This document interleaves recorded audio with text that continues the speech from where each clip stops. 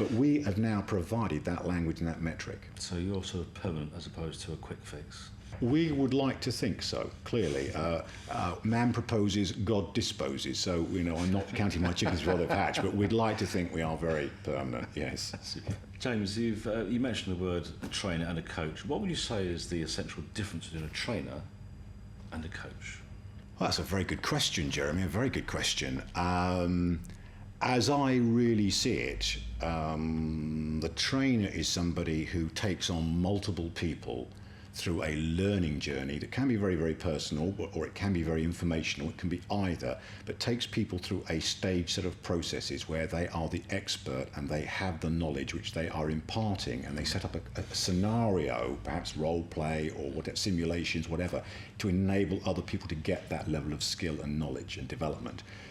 The coach, I think, can have those qualities, but I think the key thing about coaching is it's a one-to-one thing, and it's about drawing out from the person that you are working with their own ability, their own internal resources to answer the problems they're experiencing. And this most effectively comes to obviously listening and answering very, very astute questions which actually get the coachee to think about their situation and to come out with answers they never knew they had. It gets them to see their whole situation from another perspective. So it's what I would describe as much more internal. So I'd see training as more externally focused, whereas the coaching relationship is much more about the coachee becoming internally aware and having more resources than they think they've actually got. Can anybody become a coach? I think anybody could become anything, but the reality on the ground is there are some people clearly who have a much greater aptitude for it. And this aptitude involves all sorts of odd attributes. For example, curiosity.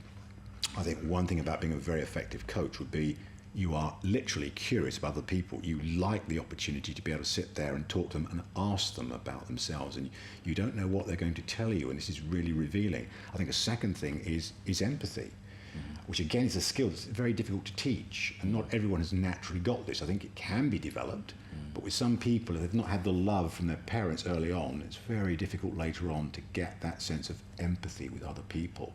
So I think theoretically, anyone could do it, but in reality, in practice, maybe 20% of people could really do this effectively, and of that 20%, 4% can be outstanding at doing it, where they really coach people to a new level of performance and satisfaction.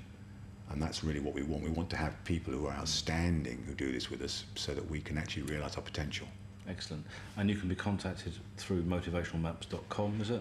Or www.motivationalmaps.com or www.jamessale.co.uk. So I have two websites. So I'd love to speak to people about what we do.